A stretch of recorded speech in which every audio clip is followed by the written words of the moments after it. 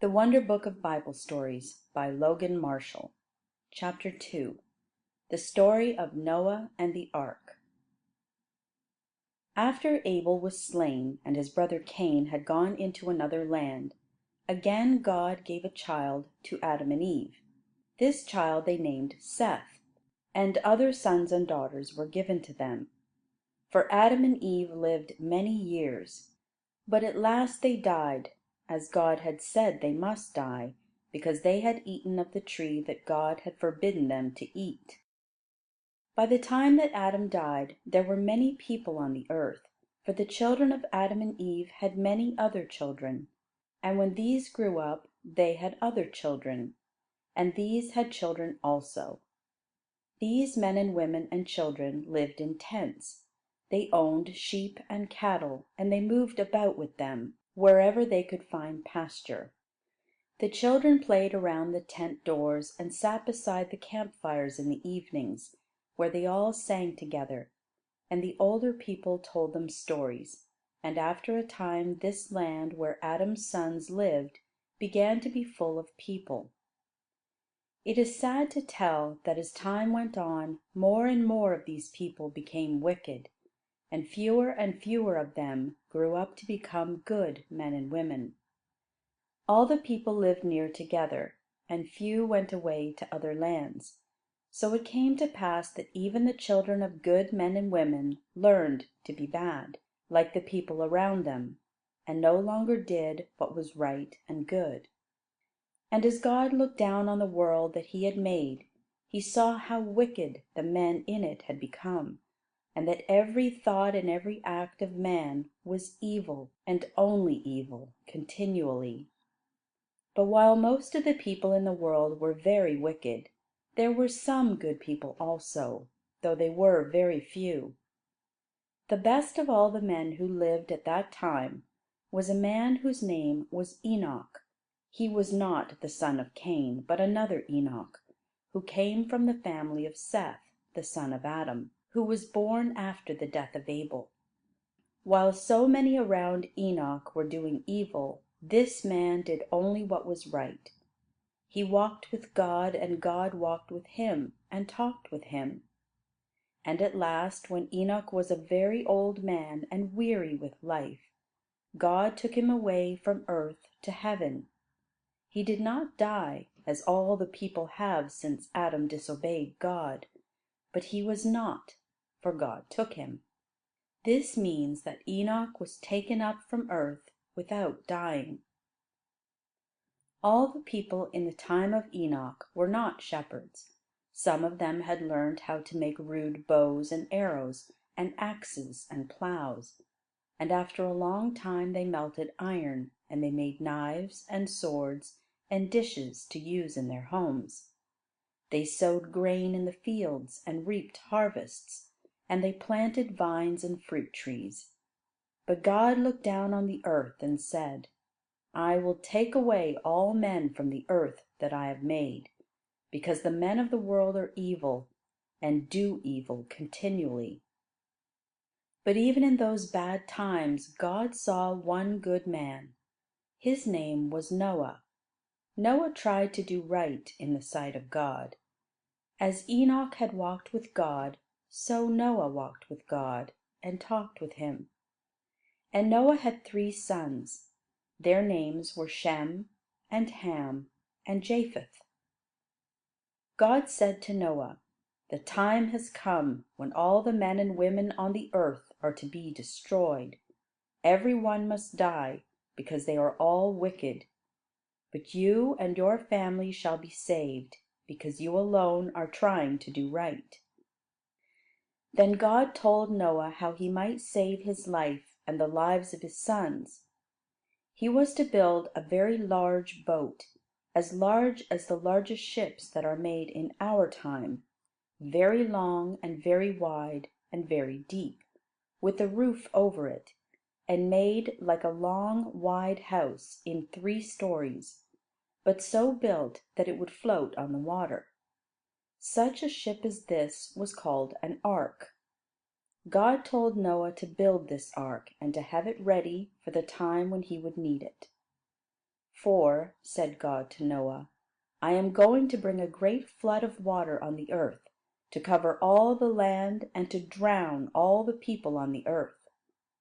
And as the animals on the earth will be drowned with the people, you must make the ark large enough to hold a pair of each kind of animals, and several pairs of some animals that are needed by men, like sheep and goats and oxen, so that there will be animals as well as men to live upon the earth after the flood has passed away. And you must take in the ark food for yourself and for your family, and for all the animals with you, enough food to last for a year, while the flood shall stay on the earth." And Noah did what God told him to do, although it must have seemed very strange to all the people around, to build this great ark where there was no water for it to sail upon.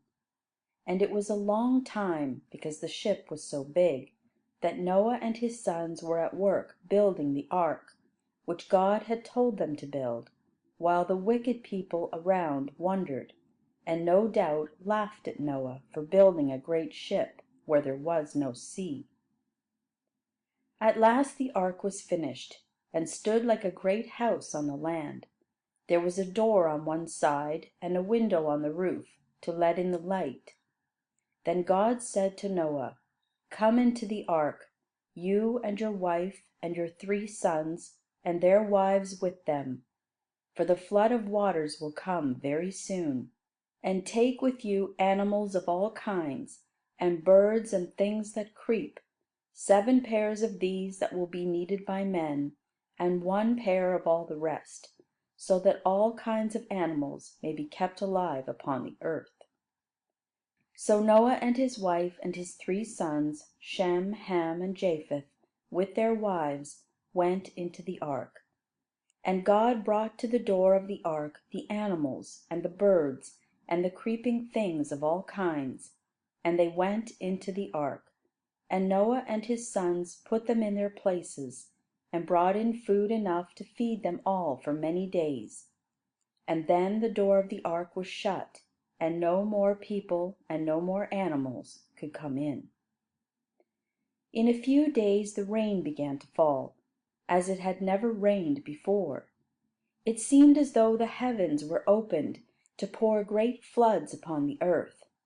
The streams filled, and the rivers rose higher and higher, and the ark began to float on the water. The people left their houses and ran up to the hills, but soon the hills were covered, and all the people on them were drowned.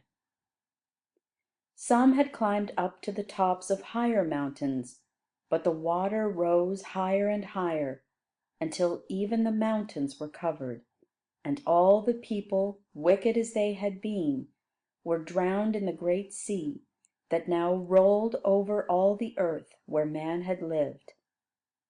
And all the animals, the tame animals, cattle and sheep and oxen, were drowned, and the wild animals, lions and tigers, and all the rest were drowned also. Even the birds were drowned, for their nests in the trees were swept away, and there was no place where they could fly from the terrible storm. For 40 days and nights the rain kept on, until there was no breath of life remaining outside of the ark. After 40 days the rain stopped, but the water stayed upon the earth for more than 6 months, and the ark with all that were in it floated over the great sea that covered the land. Then God sent a wind to blow over the waters and to dry them up. So by degrees the waters grew less and less. First mountains rose above the waters, then the hills rose up, and finally the ark ceased to float, and lay aground on a mountain which is called Mount Ararat. But Noah could not see what had happened on the earth, because the door was shut and the only window was up in the roof. But he felt that the ark was no longer moving, and he knew that the water must have gone down. So, after waiting for a time, Noah opened a window and let loose a bird called a raven. Now the raven has strong wings, and this raven flew round and round until the waters had gone down, and it could find a place to rest, and it did not come back to the ark. After Noah had waited for it a while, he sent out a dove, but the dove could not find any place to rest, so it flew back to the ark, and Noah took it into the ark again. Then Noah waited a week longer, and afterward he sent out the dove again. And at the evening the dove came back to the ark, which was its home, and in its bill was a fresh leaf which it had picked off from an olive tree. So Noah knew that the water had gone down enough to let the trees grow again. He waited another week and sent out the dove again, but this time the dove flew away and never came back. And Noah knew that the earth was becoming dry again. So he took off a part of the roof and looked out, and saw that there was dry land all around the ark, and the waters were no longer everywhere. Noah had now lived in the ark a little more than a year, and he was glad to see the green land and the trees once more. And God said to Noah, "Come out of the ark with your wife and your sons and their wives, and all the living things that are with you in the ark." So Noah opened the door of the ark, and with his family came out, and stood once more on the ground. And the animals and birds and creeping things in the ark came out also, and began again to bring life to the earth. The first thing that Noah did when he came out of the ark was to give thanks to God for saving all his family when the rest of the people on the earth were destroyed. He built an altar and laid upon it an offering to the Lord, and gave himself and his family to God, and promised to do God's will. And God was pleased with Noah's offering, and God said, "I will not again destroy the earth on account of men, no matter how bad they may be. From this time no flood shall again cover the earth, but the seasons of spring and summer and fall and winter shall remain without change. I give to you the earth. You shall be the rulers of the ground and of every living thing upon it." Then God caused a rainbow to appear in the sky, and he told Noah and his sons that whenever they or the people after them should see the rainbow, they should remember that God had placed it in the sky and over the clouds as a sign of his promise, that he would always remember the earth and the people upon it, and would never again send a flood to destroy man from the earth.